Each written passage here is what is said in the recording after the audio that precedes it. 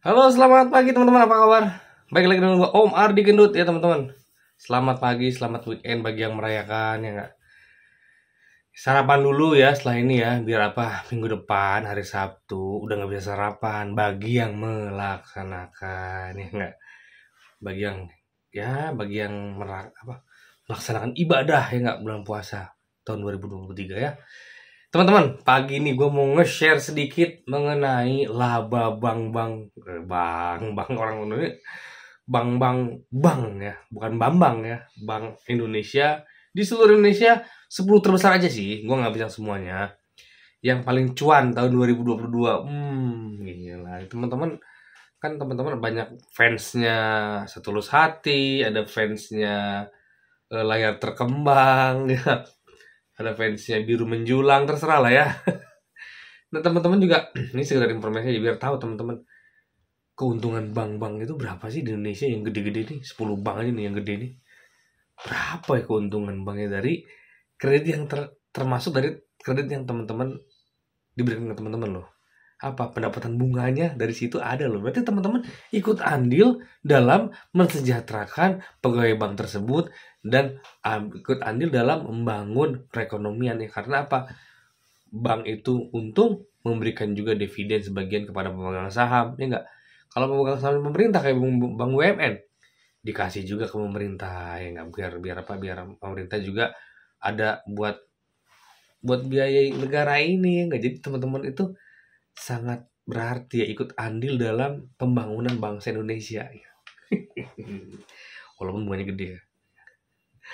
Ya, mulai dari yang tertinggi dulu ya. Bank apa yang tertinggi labanya tahun 2022 itu adalah Bank Setulus Hati. Bank BRI, tepuk tangan ya. Labanya tertinggi se-Indonesia Raya. Yang tahu nggak berapa? Tahun 2022. Labanya sebesar 51,5 triliun. Gila 51 triliun. Naik 67,15% dari tahun 2021. Memang BRI ini selalu the best kalau mengenai laba ya enggak? Karena apa? Karena jaringannya paling luas, pasti penyaluran kredit paling banyak, tentu saja cuan paling gede, labanya paling gede, iya nggak? 51,5 triliun, gede banget ya. Oke, nomor 2 adalah Bank Mandiri, ya nggak? Ya, penyalur pertama di Indonesia tahun 2023 ya nggak? Karena Bank Mandiri paling paling duluan ngumumin.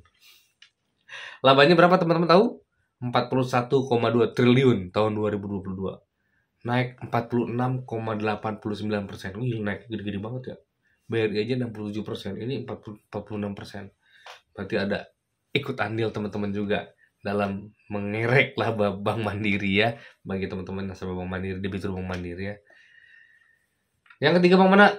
Nah, ini bank swasta terbesar di Indonesia, BCA. Gila. Labanya tahu berapa? Laba tahun 2022 40,7 triliun. 40,7 triliun. Gede juga ya, hampir mendekati Bank Mandiri tadi ya. Bank Mandiri 47. Bank Mandiri 41. Kalau BCA 40,7. Ya beda berapa miliar tuh dari Bank Mandiri ya. BCA ini emang selalu bank swasta terbesar ya. Labanya meningkat 29,6%. Oke lah, tapi Bank BRI tadi labanya meningkat 67%. Bank Mandiri 46. Gede-gede banget ya. Hampir meningkatnya hampir 2 kali lipat Bank BRI itu. Bank BCA masih oke lah, 29,6% naiknya. Kemudian, bank mana lagi yang terbesar pencetak laba? Bank BNI ya enggak? Bank kesayangan kita semua ya. Salah satu kesayangan maksudnya. Labanya sebesar 18,3 triliun. Triliunan semua dari tadi ya. Meningkat 68%. Meningkatnya juga hampir separuh lebih ya, hampir 2 kali lipat dari tahun sebelumnya. Karena tahun-tahun kenapa bank-bank itu naiknya gede dari tahun 2021? Kenapa? Karena tahun 2021 masih terdampak Covid. Jadi semua laba masih kecil. Makanya naiknya shoot gitu ya. Gede banget ya enggak? Jadi kadang-kadang suka ke pemerintah bilang, wah pendapatan laba dari BUMN kita naiknya gede gitu ya. Sebenarnya kalau dibandingin tahun 2020 sama 2021 ya nggak fair sih. Karena 2020 sama 2021 itu lagi anjlok-anjloknya. Dari 2019 ke 2020 anjlok. Terus 2020 ke 2022 kayaknya meroket itu, padahal ya itu hanya perbaikan. Tapi meningkat juga sih ya. Gede juga meningkatnya. Cuman bahasanya kan beda ya. Ratusan persen gitu naiknya ya. Tapi padahal ya dulunya pernah anjlok gitu. Ya itu bahasa inilah marketing ya. Marketing pemerintah. Oke, setelah BNI, setelah itu Bank CMB Niaga. Nih, bank kesayangan gua juga nih ya. Karena mobile bankingnya gua sering pakai ya. Laba bersihnya berapa? Setelah konsolidasi sebesar 5,09 triliun. Gede juga, gede. Naik 24,35% ya. Oke. Kemudian Bank BSI, ya penyalur kur juga ya nggak teman-teman kan? BSI sebagai bank syariah terbesar di Indonesia sekarang ya, mencatatkan laba bersih 4,26 triliun. Gede. Naik 40%. 40,68% pastinya. Gede. Karena bank ini lagi gencar-gencarnya ekspansi ya, karena semenjak merger ya dari bank-bank BUMN syariah kayak Bank BNI Syariah, Bank Mandiri Syariah kan sama BRI Syariah bergabung, plok jadilah BSI Syariah. BTN Syariah belum gabung ya.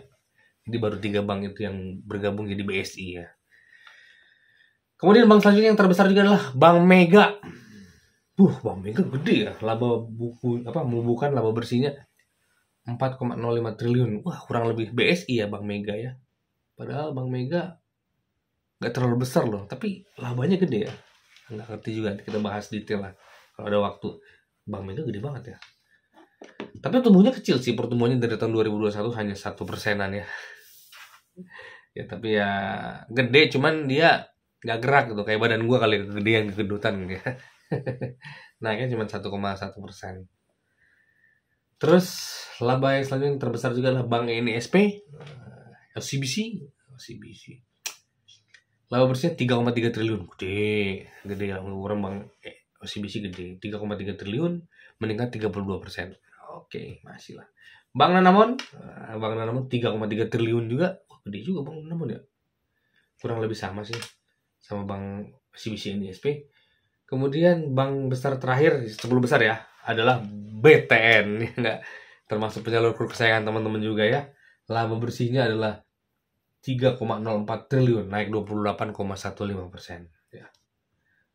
Ya, itu 10 bank besar dalam hal laba. Jadi teman-teman ikut andil dalam menaikkan laba mereka gitu ya. Termasuk gua ya, apalagi gua penyalur kredit misalkan ya.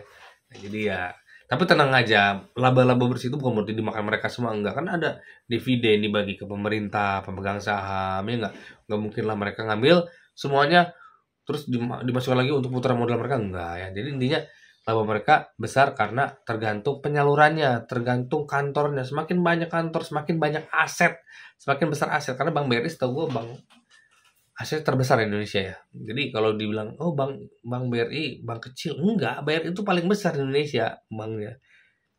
Cuman yang dilihat teman-teman BRI skala kecamatan ya kecil, tapi kalau ke kabupaten, kota madya, apalagi di ibu kota DKI Jakarta, kantor pusatnya aja banyak ya. Gitu. Ya, guys, itu aja yang bisa saya biar jadi pencerahan. Ternyata bank ini labanya gede ya enggak? Bank kesayangan gue labanya gede. Nah, biar teman-teman juga bangga berbank ya enggak? Dengan bank-bank tersebut, sehingga teman-teman walaupun dipersulit sedikit tapi mereka labanya gede kan gitu. Oke. Sampai ketemu lagi di video gua selanjutnya. Terima kasih.